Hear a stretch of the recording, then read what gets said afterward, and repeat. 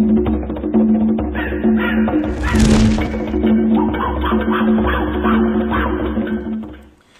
guys, Jungle Explorer here, and today this video is going to be about installing this ATOTO 10-inch, the S8 Premium Android in-car entertainment system. Now, I'm going to be installing this on my 2011 Chevy Silverado 2500 HD, but the steps involved in installing this are going to be the same for different cars. The only thing that's going to change is the actual kit, install kit and adapters that you're going to need to buy. Now, I will place a link in the video description to this product and also to all the parts and equipment used in the making of this video and used in the install of this product, so that you won't have to go look for those. I will have those in the description of the video. So let's go ahead and get this out of the box.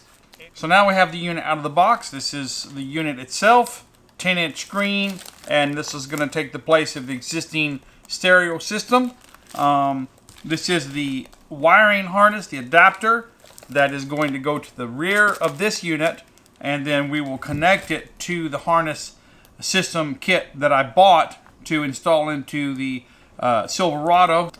Now I'll go through a video on how to connect these wires. They're all labeled, so all we need is the Silverado schematic, and we'll be able to connect these to the right wires. Okay, here we have the Wi-Fi antenna. This is for the Wi-Fi network. This right here is some additional USB charging ports that we'll install. A GPS receiver. This is your hands-free microphone. And this is for a rear backup camera that I'll be installing as well. And here some installation plate and some additional screws that we'll be needing throughout the install process. Alright, well, let's first thing we need to do is make the wiring harness adapter, so I'm going to be doing that next. Here I have the two Chevy wiring harness adapters. These are going to go connect to the existing plugs on the Chevy Silverado truck so that I don't have to cut any wires. And then we're going to be connecting them to this one right here. Everything is pretty much color coded. Just match the right wire to the same color wire. Sometimes they're wires that are the same color, such as these two green wires. And you're going to notice that one has a black stripe on it. So you're just going to find the corresponding wire. This one here is the green one. And you find the one that has the black stripe on it, like this one right here. And then that's the one that you'll be connecting that to. So it's pretty easy, straightforward. Now, the kit that I'm going to list in the description of the video is going to come with these crimp adapters, which you literally, you just connect them together and then you crimp them. But I'm going to actually be using these self-soldering connectors right here that you just literally use a little lighter or using this little propane torch. Because I really like these. They not only solder the things together, but they also heat seal and make them waterproof. So it's a really good connection. And so, you know, it's very easy. We'll just find the right one. There's two different ones, so we'll start with the one with 4 first. We'll start with this one first here. We'll start with the green wire with the black stripe. We'll find the green wire with the black stripe here. Okay. And we will just pull that out. Let me go ahead and get one of these. Let's see if I can do it with one of these smaller ones here. Put that in there. Get it through the middle.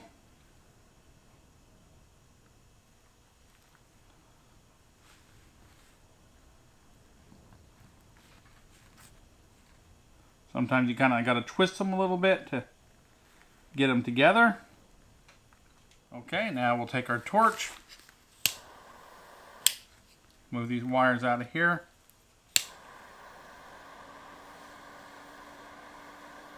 and it melts, and that's done. It's as easy as it is for that there, and we'll just go ahead and do the rest of them.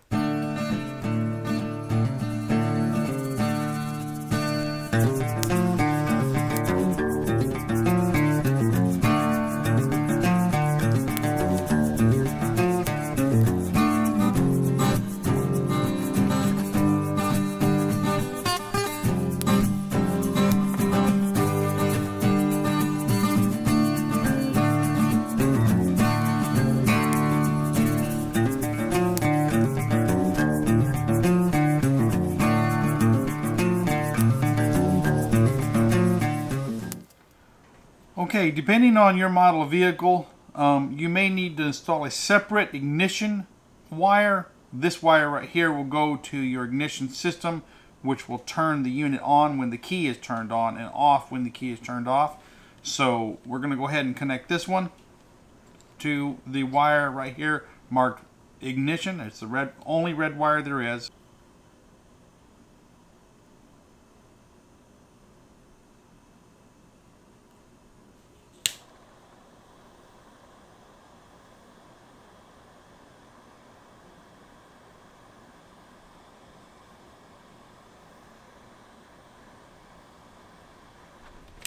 Okay, so the first thing we got to do is get this whole faceplate off. Now there's some special tools that you can use to get this thing off with, but I found that it's actually not that hard to get off. So just grab around the edges of it and kind of use your fingers. It'll pop right out. You don't have to really use any special tools. Just kind of grab a hold. These things press in here like so, and it's quite simple how it comes out. You just got to pull this back a little bit and then lay this down on the floor. And now we've removed the faceplate. Okay, next we just need to take these 6 screws out right here. They're neither 1/4 inch nor 5/16. For some reason the engineers decided to go with 7mm. So you can also get away with a 9/32 socket, but it's a 7mm socket. So we'll just go ahead and take these out.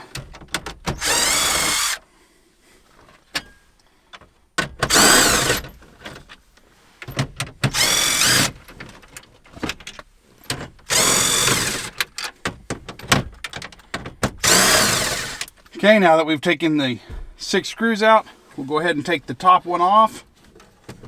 Take it out together, doesn't matter. All right, let's just let this fall down here.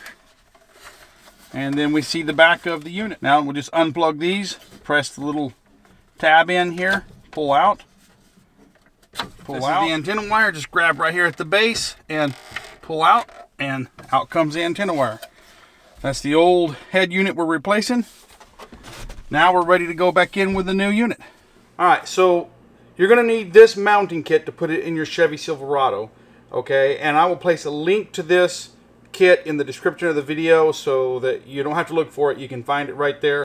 It's gonna have some different parts in it, but these are the parts that you're looking for. This is your faceplate that has the mounting screw holes in it.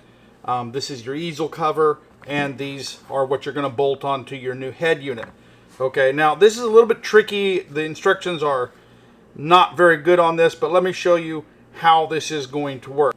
This right here is the top. You can see that this is this way and this is recessed in. Okay, this is the top, and you're gonna have to know that top, because what you're gonna do is, you see this has 4 little tabs, one long plate here, this, so it's actually gonna go like this. All right, so you got to know where the top is, because this goes on the bottom on this be the right hand side.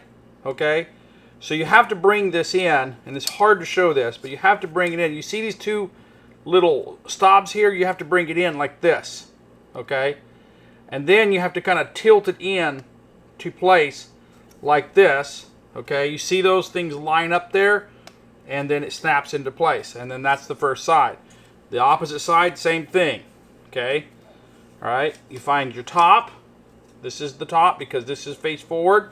This goes on the bottom, and again, we're going to come in, let's see, do this where you can see it. We're going to do it from the bottom. Okay, bring it in and tilt it up. Line those 4 holes up, boom, and then it locks into place. Now, when I first tried to do this, I found out there was some little leftover plastic from the molding in here. I had to kind of carve off with my knife to make it fit in. It's just because of the mold. Had some little bitty leftover pieces of plastic in there. But once you get that in, that's it right there. Okay, so this is what goes on your head unit, and this is your easel that goes around your head unit. Okay, so let's bring the head unit out. All right, so here it is. Now, there's 2 ways you can put this on. One way, you can put it on from the back. Okay, let me set this down on the screen. You can slide it just right over it from the back side right here. and it will go on.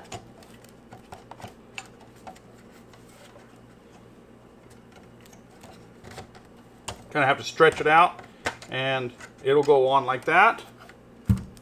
Okay, and you can line it up here. Now, the stereo itself, the head unit itself comes with these screws right here that will go in it and the package, and you just need to line these holes up right here. Okay, and once you get those holes lined up right there on the head unit, you put those screws in.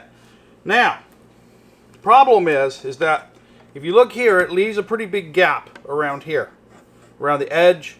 It doesn't look bad because, you know, when you're in the car, you're going to have this facing forward and you're not going to see that gap, but there is that gap right there. Now this will hold it in like this. Now that gap right there is supposed to be filled from the front by this little easel that snaps in there. The problem is that you can't get on this unit here. This is a 10-inch unit. So this is designed for a 7-inch unit, and it won't go on there unless you take the screen off. Now that is quite a process, but if you want to put this on, you actually have to take the screen off. So let me show you how that's done. Okay, so first let's go ahead and take the back unit off here. We can go ahead and just take this off of here. Now honestly, me personally, I wouldn't worry about putting that easel on the front, but since you're watching this video and I'm making it for you, you'll probably want to do this. So I'm going to show you how to do it, but it's more complex than you would think. Okay, so the easel is held on by a couple of screws. One of them is recessed down in here, and you can get to it on this side, but you can't get it on this side because of this little USB port here that pokes out. So first thing you've got to do is take these two screws out of the top. Here and here. Okay, once you've taken these two screws out of the top, then you actually can slide this out. And there's actually other screw holes, so if you need this to be sticking out a little further away from your dashboard, you can actually adjust it that way. Now you can see here, there's two screws here. To get this front loose, we're going to have to take this off on this side. Oops.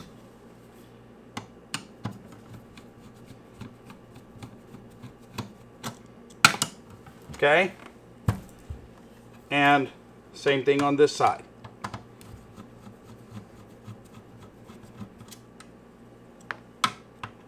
It's good to have a magnetic screwdriver for this so that it holds onto your screws. I love magnetic screwdrivers. Okay, and so now the screen will actually come loose. Be careful because there's a ribbon in there. You don't want to yank on it too hard. There's your ribbon. See if I can get it around here. Okay, now you're going to have to take this ribbon out very carefully. Okay, this is where it gets kind of hairy, and I'm going to try to do my best to show this to you. Okay, how you're going to get this ribbon loose is to see this little black. This flips up. This ribbon is not connected, it's just laid in there, and then this little thing clips down on it and lets it loose. Now, if you have a long bladed screwdriver, flat bladed screwdriver, I'm trying to do this on camera, so I have to keep the angle right, so it's a little bit complex. But you want to come in right here, be careful not to damage the ribbon, and if you can, you got to flip that little piece up right there, and then it pops right out. So now the screen is loose. Okay, now we can put the mounting bracket on. Okay, it goes right over it. And now we can snap our easel in. Now the easel has a couple little feet on it that stick in. Tilt it in here. First you just put this in here, tilt it in like this. It's a tight fit, guys, so kind of bend it in there. Get it down on one side first, then bring it over here and push it in, bend it in like that, and then snap it down in there. That should snap into place once you get it fully seated. Okay, so once you get it lined up how you want it, you can go ahead and put your screws in.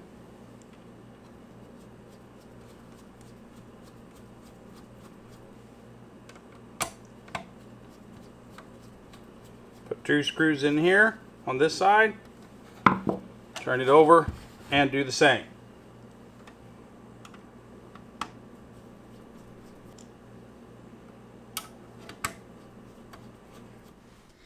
So here we have the head unit, and we're ready to put it in.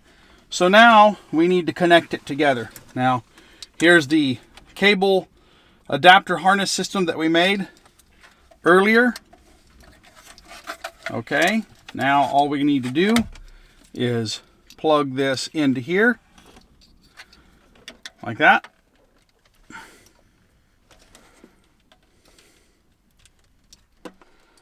All right, now go ahead, have the two ends over here.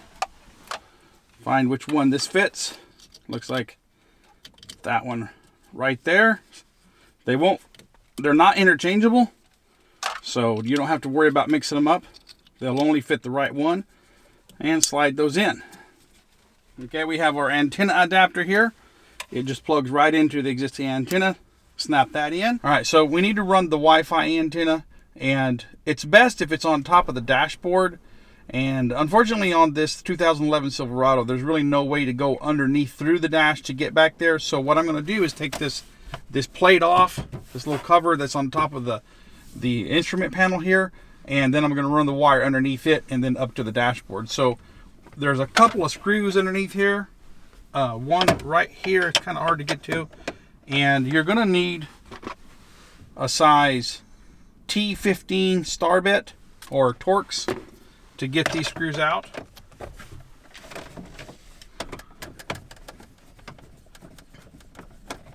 Okay, now we can pull forward on this and kind of pop it up.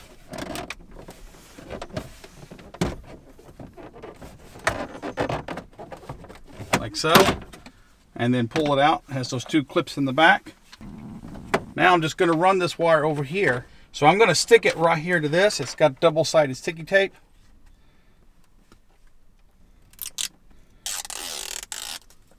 And just stick it right here. Okay, so then we're just going to replace the little cover here.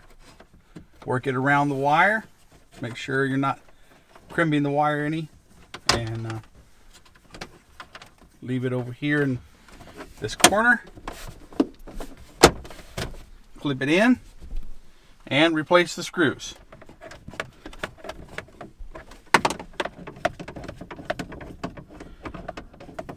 All right, so now I'm going to place the GPS receiver. You can put it anywhere you want, but I'm going to put mine right here in the corner right above the driver's side. So we're going to pull off the double-sided sticky tape here. And I'm going to position it like so. Okay, so we're just going to run it inside the molding here. Okay, we've got the door sill molding here, the rubber, and we'll run it underneath it all the way down.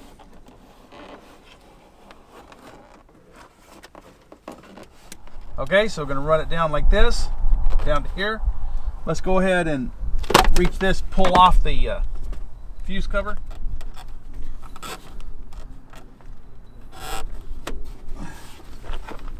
Work it into the fuse box.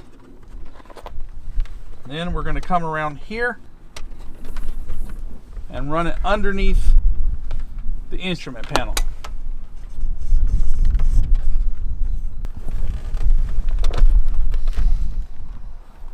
Just run it underneath here,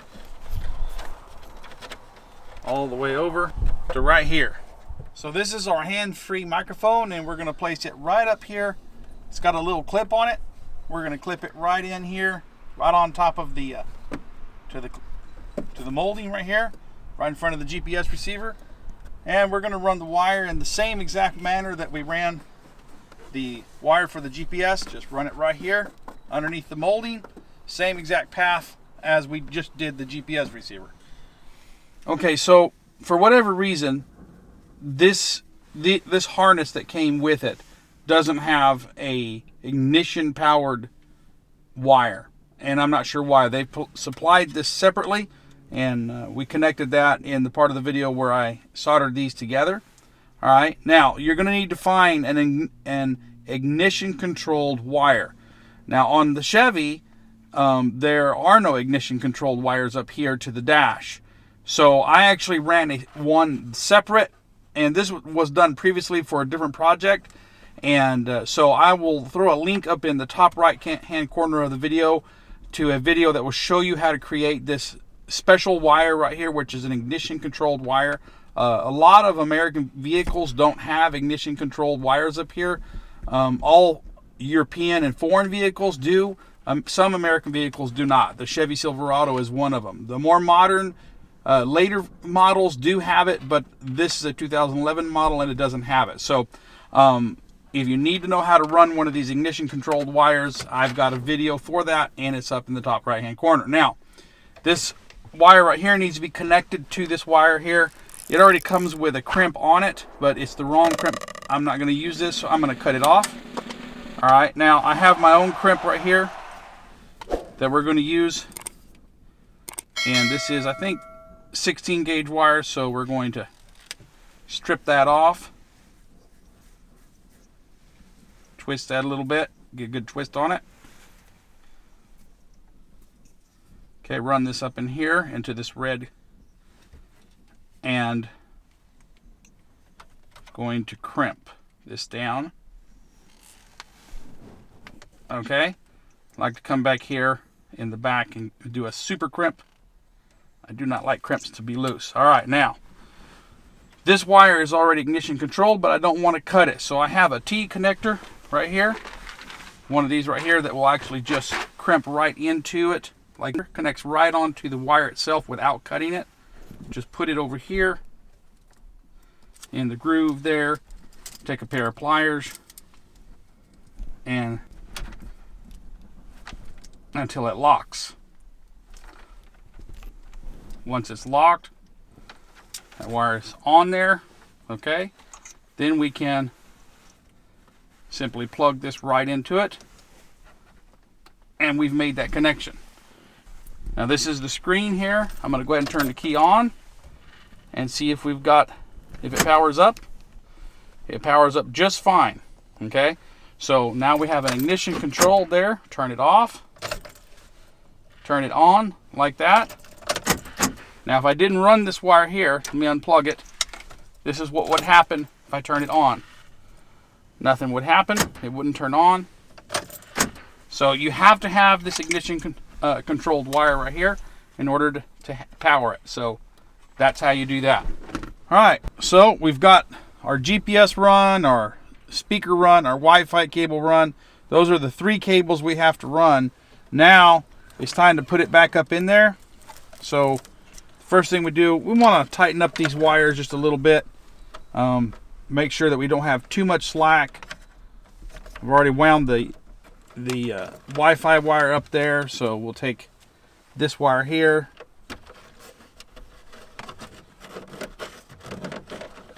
and just want to make sure we don't have any wires running loose all over the place. So all these excess wires tightened up here. Okay, now we need to connect the antenna adapter into the antenna port. Okay, here's our auxiliary USB cables. Let's go ahead and plug those in. They go right here. Now let's plug in our GPS cable. Next, let's go with our Wi-Fi antenna. Now the hands-free microphone. Okay, now that we have all our systems connected, we're ready to install it. If you have custom audio visual systems in your car, like rear and stuff like that, you can actually connect those cables here, but this car does not have that, so this is all that we need to connect. All right, we need to put those wires back up in there, and okay, so we're going to put these two screws in here.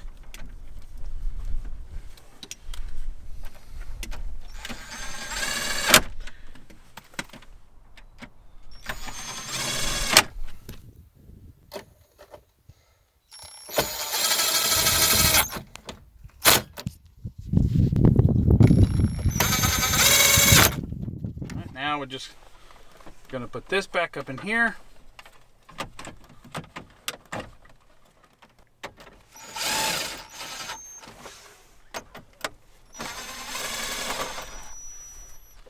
Okay, so we have two USB cords that come with this unit. One's for external storage and the other's to hook your phone up to. If you don't want to use Bluetooth or Wi-Fi, you can connect it via USB to this thing. So also either one can be used to charge phones with. They're both power sources. And there's a long enough cable to run wherever you want. I just leave them hanging out here. So we're ready to put the faceplate back on. All right, in order to get the faceplate back on, it cannot go on with the 10-inch monitor on there. So you're gonna have to take the screen off. And I've already showed you how to do that in a previous step. I put it back on for demonstration purposes while I was installing it, but I've taken it off now. So now we can put this back on. It's actually easier to put this back on if you turn your ignition on and bring your gear shift down. And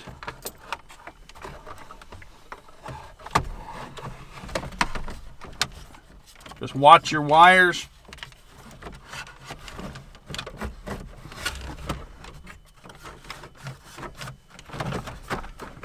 And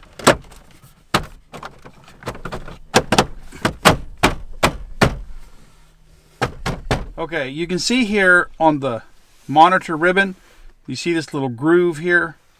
That needs to go set right in there. Now it's going to be impossible for me to show you how to do this because I'm going to have to do it in such tight tolerances.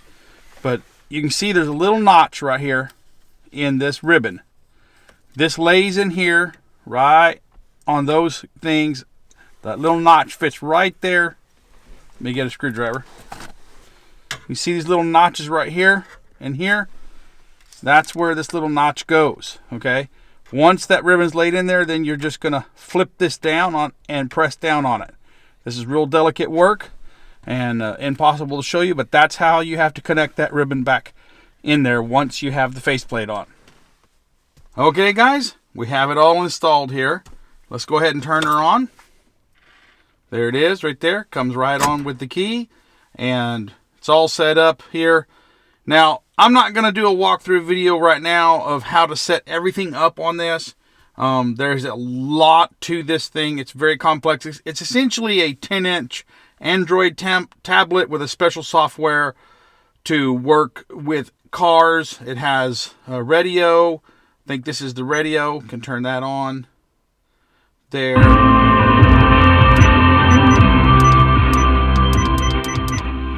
Got your